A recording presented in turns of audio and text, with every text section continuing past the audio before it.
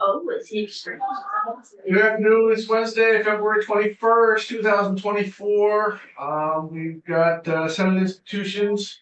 We're gonna spend some time on the first part of it, going over the building community grants, agricultural fair capital projects. I also wanna note that we have Senator Harrison on the screen today, not in the room, but she's with us on the screen. And who would like to start off? Who do we have in the chair? Thank you, Senator Eagles. My name is Robert Congdon. I am the president of the Vermont Fairs and Field Days Association, and I am also the president of the Vermont State Fair down in Rutland. So to start off with, just to simply say thank you. We had distributed some gifts to you when we first came down. Thank you. While you were in session, so those should be here. Floating around, and then we also gave you an information sheet that is at your station as well. Yeah. With some economic data about some impacts of the fairs. And to start off with, just simply want to say thank you. Say thank you for your support of the fairs, of the capital grants, of the stipends. For many of us, they are instrumental in working on our infrastructure. I know in Rutland for our fair, we were able to replace a significant exhibit hall roof. We also are doing revamp of our 4-H building bathrooms, and also updating a water system on our agricultural side, which has not been updated since at least probably 60, 70 years. It's got some significant age to it. So without the seed money from the capital grants, these projects for a lot of us are not possible. So want to just simply start off by saying thank you. Thank you for your support. You're very welcome. The other thing that we are doing today, and I'll have to ask Senator Collmore and Senator Renner's indulgence because they've already heard this a little bit today. But we wanted to bring your attention to the 3-acre rule situation again, and just speak to it, voice our concerns. Because there are significant problems with the 3 fairs that are represented here today. We are all facing significant issues. For us in Rutland, unfortunately, there's no easy way to say it, but if the legislation stands as it is right now, we're going to be out of business in 5 years. It's that significant. We are facing multiple situations, multiple aspects of the bill that are detrimental to our existence. If we are not able to do anything, which our engineers are cautioning may be the case, we are looking at somewhere between $800,000 and $1 million in impact fees. And then there's also annual components to the permitting process as well that would be on top of that. If we are able to do something, which our engineers are very skeptical about what we might be able to accomplish, we're looking at 3 areas of the fairgrounds that provide pretty significant revenue to us that would be rendered useless. One of them being our camper area, another being a major parking space, and then another being where some of the amusement rides set up. And in the midst of that, we've been told that even if we were to put those systems into place at a significant cost, probably well over $1 million in building, we would still not be able to comply fully with the bill as it currently stands and would still have impact fees on top of that. Unfortunately for fairs, there's only so much that we can raise our ticket price before people won't come to us. So, you know, the reality is that we can't add a surcharge, we can't add a impact fee to our ticket to be able to try to cover the costs of this in the process. So respectfully, today, we are asking, there's been some traction we are hearing on both the Senate and the House side for the potential for an agricultural field days and fairs exemption, largely because we are green space. The vast majority of the year, 80% of the year probably for some of us, 75 to 80% of the year, we are just green space, where we're not, you know, tents aren't set up, rides aren't set up. And there's some natural, mitigation that takes place as the water travels through our green space. Right. So that is what we are respectfully requesting the senators to advocate on our behalf for, to ultimately, and again, not to sound totally dire, but to ultimately save us from extinction. Sure. Because that's really where we are in this process right now. You are correct. There has been some discussions that have got started actually between the chair of agriculture and myself. We've been talking about that. We have gone to some of the people in the building that are responsible for lobbying that typically wouldn't really talk much about reducing this type of fee. But admittedly, they said that they might have kind of had some unintended consequences was the words that were used when the fairs were mentioned. So I think we're gonna keep on pushing that. I'll again get with the Commissioner of Agriculture, the Chair of Agriculture, and see where he was at. We were with some some folks this Monday, and we had vowed that we would renew our push for that. So I'll get with him and see. And I know my committee we talked briefly about it yesterday, and we'll continue that push to see if we can mitigate the unintended consequences. So we'll see how that goes. But there was some interest in the folks that we talked with.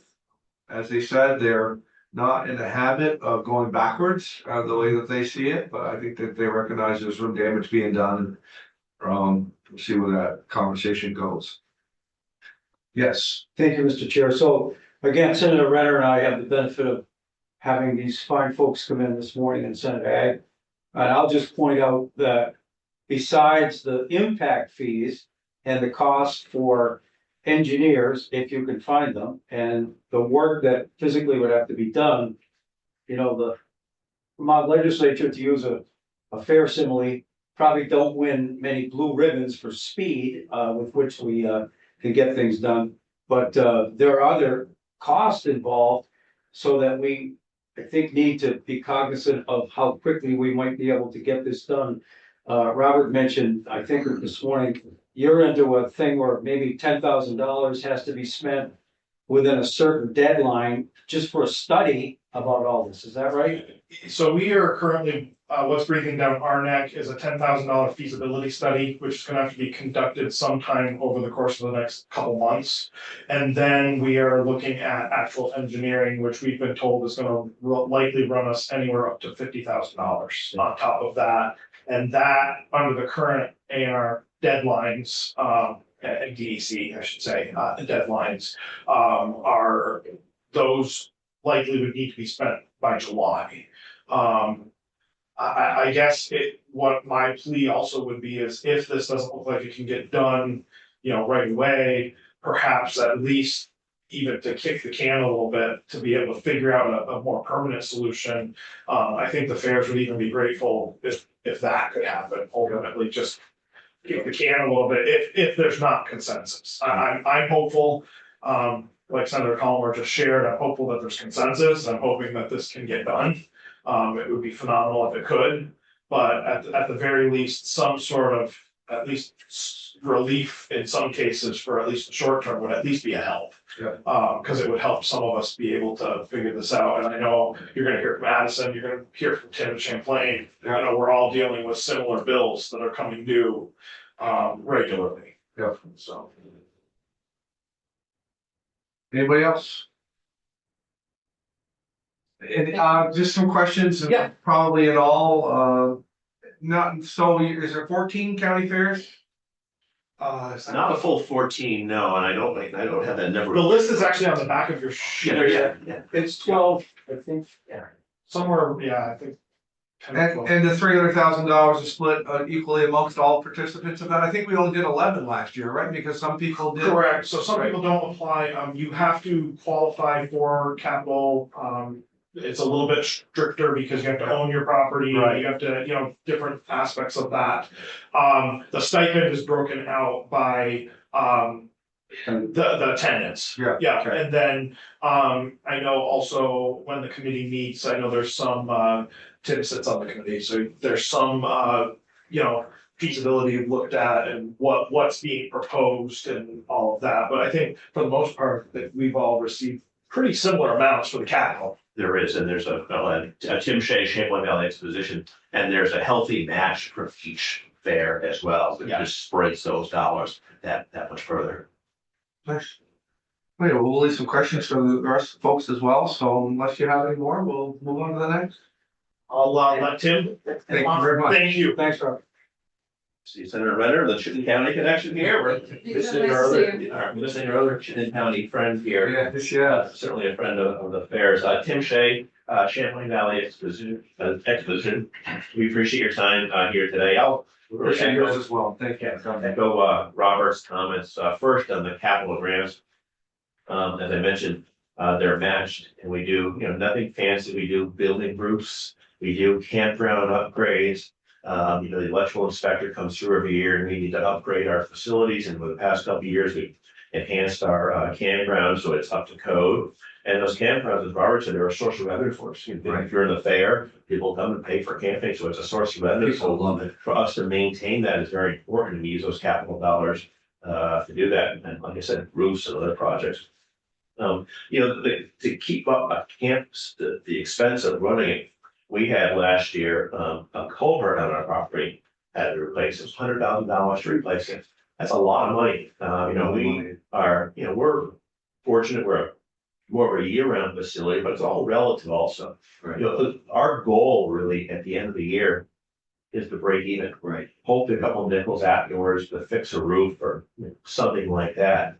But sometimes the optics of a fairground, because they see all the money coming in for a couple of days.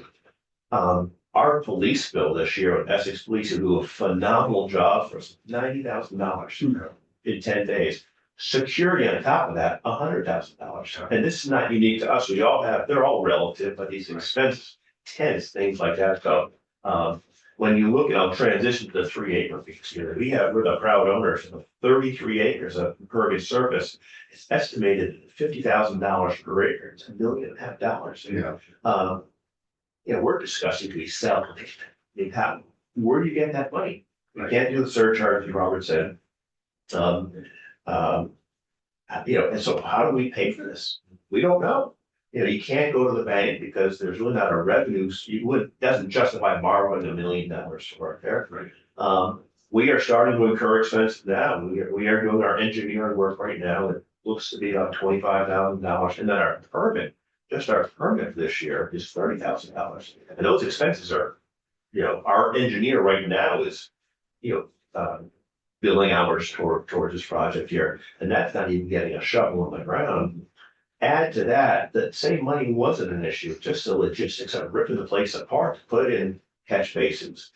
We do have a stormwater system already, so involve expanding and augmenting our system, but we have a stormwater retention pond that will need to be a significant expansion. And we're just getting the prices together on that, and we want to be good community members, good neighbors.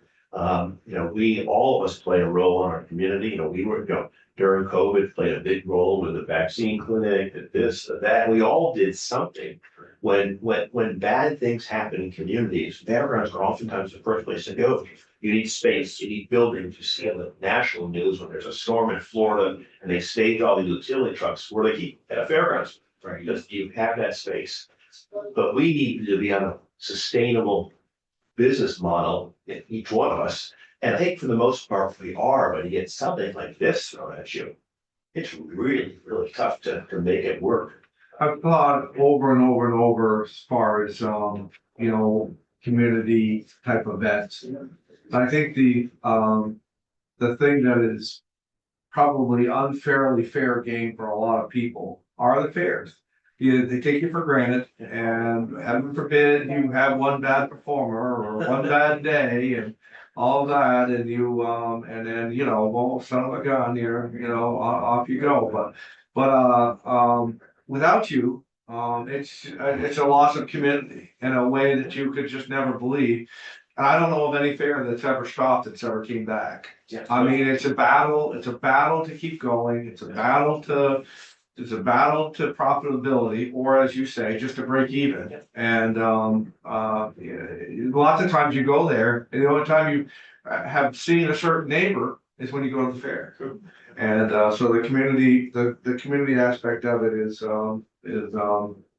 just, it's what makes a community whole, is to have you there. As far as, the stormwater stuff, just to help us understand it better, once you get through that process, there's probably more to come behind it. I mean, if somebody waved a magic wand and gave you the $1.5 million and all of that stuff, I imagine that there's still probably even more to do after that. Yeah, and that's when the work begins. So right now, as we submit our plan, if we're all in the process of developing our plan, assuming that gets approved, and we have 5 years to do the work. So that starts in 2025. We're starting the budget for, okay, and then one of the first things would be expanding our stormwater. And that's well over $100,000. So you phase in over 5 years, but it's still, and repeat what I said, we just don't generate the cash to put back in there. Right. There's not the margins that people think there are. What else would you use that money for if you didn't have the $1.5 million? If you didn't have to come up with that, how would you make yourself better? Oh, you'd love to defer maintenance we have throughout the whole grounds, we all do. Where there's always a building or roof, utility panels, water lines, and so I mentioned the culvert there. The unfortunate thing with expenditures like that is it doesn't change the experience of the fair one bit. It's not a new exhibit. It's not a new, hands-on 4-H thing. It's the bricks and mortar thing that we have to maintain.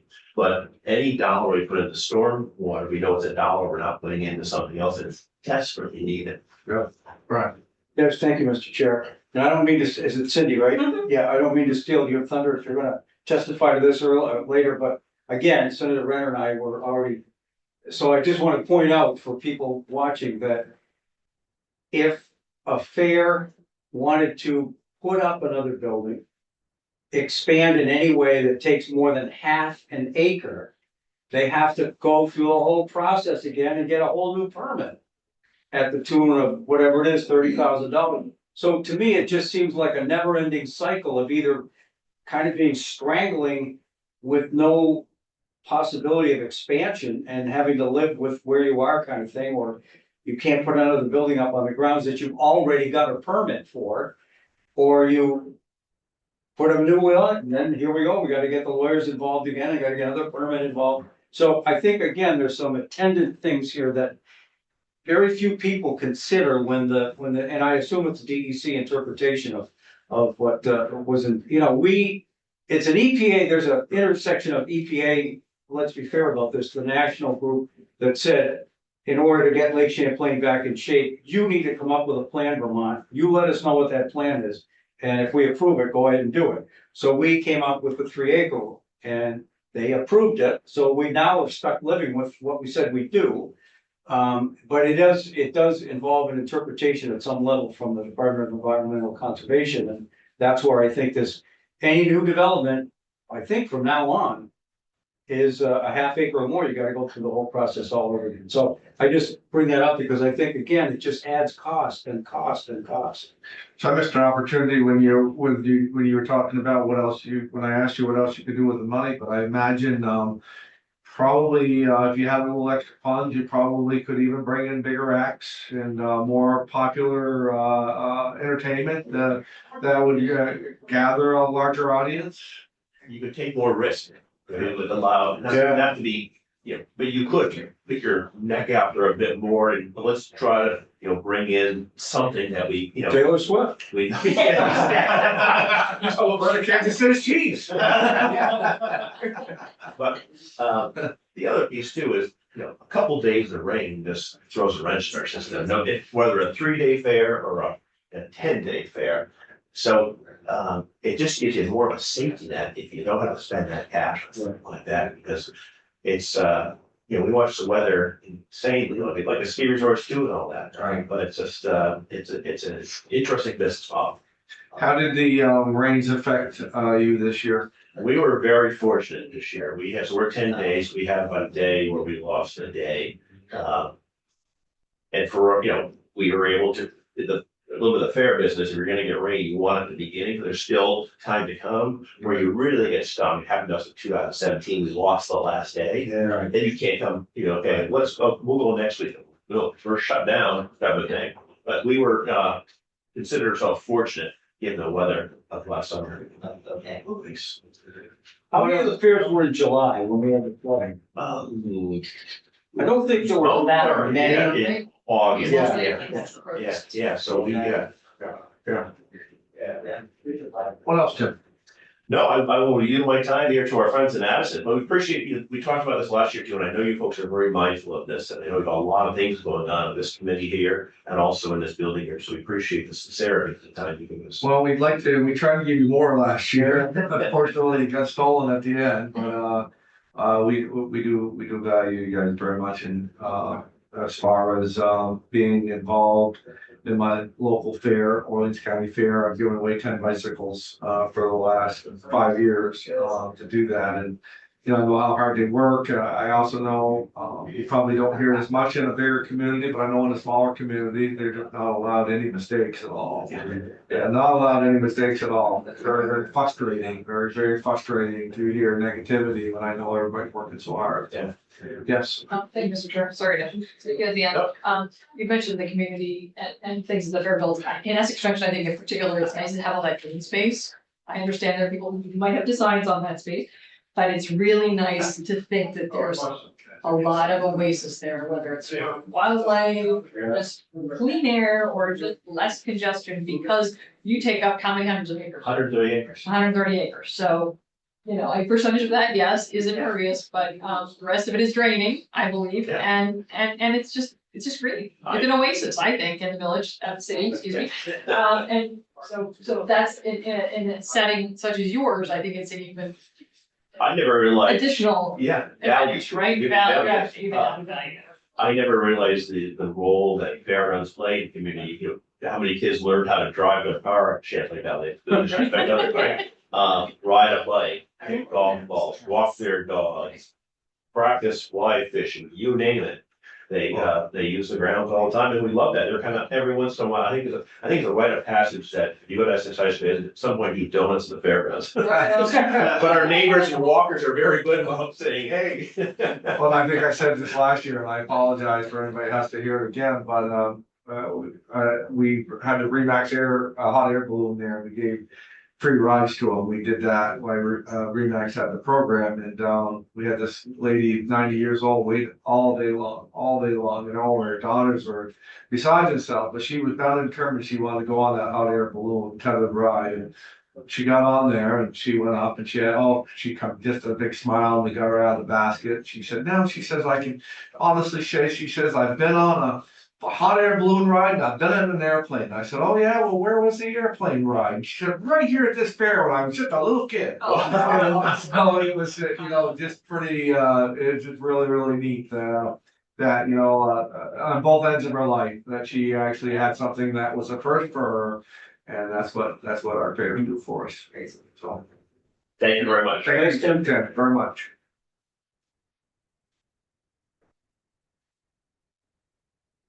Addison Kahart, the president of Addison County Fair. Welcome. Again, So my conversation isn't much different than the rest of them, and thank you for the capital grants. And ironically, we always put it into our infrastructure. Yeah. And what does the infrastructure do? Cause impermeable surface. Yeah. right. So actually, what we're dealing with right this year, we have our permit, our stormwater permit. We spent $36,000 to have it engineered and the permit and stuff, and we have an estimate for $497,000 for the treatment pond. And so this year, our capital grant, we applied for money to put gravel because part of the rides, they couldn't set up 4 rides because the ground was too soft. And we want to put gravel there. Can't do that without another stormwater permit. So this is where I mean, and this is my first year as president, and I was like, I spoke to the engineer and I said, okay, so if we give you a 5-year plan, because we do have 2 more buildings that hopefully in the next 5 years we'll be able to build instead of having tents there. I said, can we just build one of these things that'll hold all that? No, you already have a permit and it's based on what you have now, so as you go forward, you have to re-permit for everything, and it can't go into that one. Gotta go. So that is, I'm just like mind boggling for me, I just, I mean, as I'm a dairy farmer. And that just makes no sense, when you're trying to run your business Right. and do right by it, it's like, You could fall out of the mud. yeah, oh yeah, and speaking of like, we had a. that's then it's gonna cost you more money. Exactly, Yeah. because we wanted to upgrade the parking lot, but, I think, the estimate for that, just to put fabric down and gravel was $170,000, but that didn't include what the permit would be for that much more impermeable surface. Right. Which the gravel is probably more permeable than the clay that's there. Right. It's like, it's hard, and I don't mean to criticize anybody, but common sense kinda. It's hard to watch common sense not be part of it, and our dairy farm borders the fairgrounds. We live on Route 17. It's the same hill, the same road that the water runs off into our fields. And we do live on Otter Creek, so we've done everything by the book for the Vermont water quality and the NRCS and stuff. And we have a huge grass waterway that collects all that water from the hill and it takes it down to the same swamp that fairgrounds water goes to. And when they built it, I said, well, don't you have to make a collection pond or something? And they said, no, the swamp filters it before it gets to the brook. So now, as president of our fairgrounds, and our land's across the road, and there's no pavement, the gates are shut 6 months a year, that their roofs aren't any dirtier than my roofs. It's the same hill, the same road, why couldn't we, and we have no problem with trying to do whatever we need to do for the water, but. We had the same argument with that, and I'm not at all advocating that we do this for the schools as well. Because, that just kind of defeats the argument of why we would do it for one and not the other. Right. And I just really do believe that we should do it for the fairs, for a lot of different reasons. But the argument was, a farmer who's on the school board owns a field that adjoins the school. And he was telling me about the bill that the school would have to pay. And he said, it's the same water that falls on my field 100 yards further. And he said, I don't have to pay any money there. So I get the argument of where you're at with the fair and then your land adjoining to it. And I guess maybe, if we were just giving forgiveness, but sample some of the water that comes off of it, actually look at, these poor guys that are stuck in the middle of the city, we're out in the country. If you can't just, it's not a one size fits all. And that's the frustrating part is, it's just not a one size fits all. So as far as the grant and being a new president and everything, and how do you find the process is as far as applying for the grant? Oh, Has there been any our change? treasurer does, Yeah. she has no problem, and she's done it for years, and, like I said, we always had, last year, we, added a little more camper space. Put some hardwood and water and electric to more campers. So it's an easy process, Yeah. nothing we need to change Yeah. there. No, we appreciate it. Immensely. It's nice to be able to have something planned for, a project that you can, because last year was financially a disaster with our mud was Yeah. just beyond belief, so. We're certainly glad to be able to contribute it And I wished it was more, and I'll be very careful. Last year we had a little extra money, and it went elsewhere, and this year it doesn't even matter. We don't have any extra money. So the fact that we could do the same amount as what we did, the previous years, we're very happy to do, and, I can just speak to you again from myself that, the success of all the fairs, is very important to Vermont, very important for me. And, whatever part that we can play, I'm glad to be playing a part, and, I'll let the committee, say their final thoughts as well. No, I'm hoping we can find a way. We're not asking for anything that doesn't make a whole lot of sense to me. Oh, we appreciate it. We really do. It's, Senator Harrison, you good? Yeah, and well, I just want to say thank you to all you do with putting on the fairs and all the hard work. It's I'm sure a labor of love. And yeah, I'm presuming that someone is talking to DEC or A&R about how to work on this, because it would need to be some sort of formal either exemption or changing the rules a bit because of especially because the property isn't used year round. I can see the logic in that. I don't know if that would come to our committee or not. I think parts of it would, so, yeah, we're certainly, and whether or not, we're all senators, and at some point in time, we're gonna have to take a position on it, so. I think what we'll do is,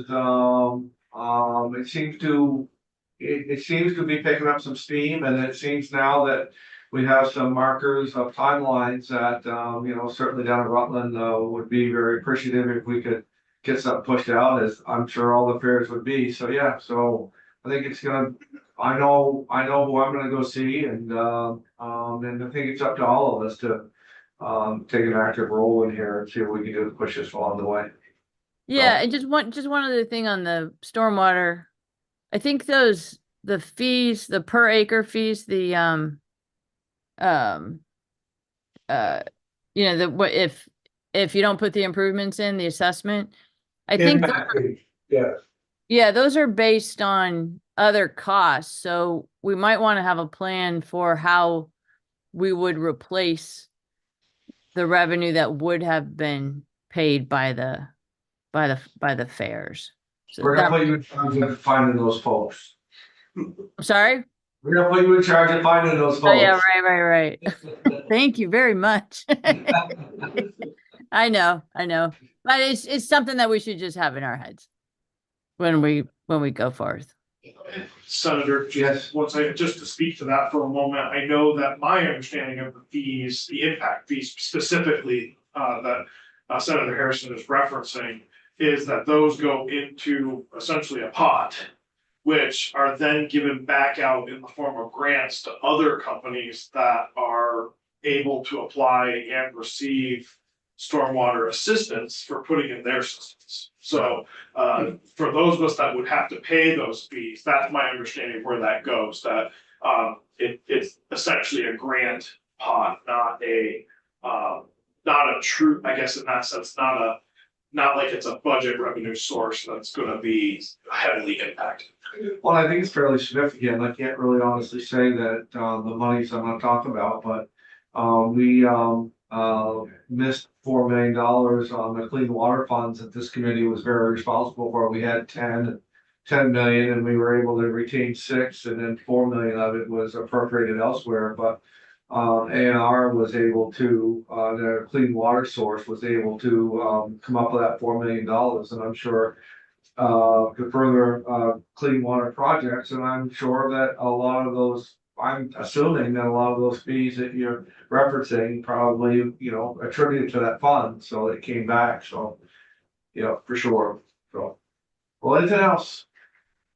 no, I appreciate your time and understanding.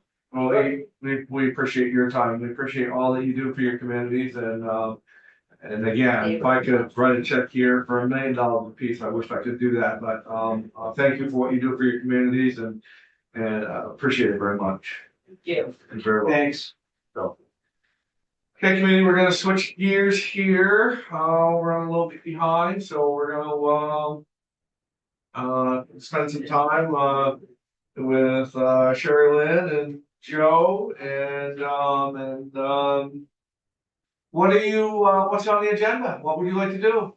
Sure, It's a tour. Okay, so we're on tour. sure. I don't know if Janet is also on the agenda, if she's attending. She is on the agenda, I don't know where she is. So, Yeah. Senator Harrison, we're gonna go on a tour. I know, I'm sorry to miss it. I love tours, but, It's still enjoy. inside the steakhouse, so you're not really missing much. All right, take a lot of pictures. Okay. We'll All catch right, you later, okay? I'll see you Hope you tomorrow. feel better.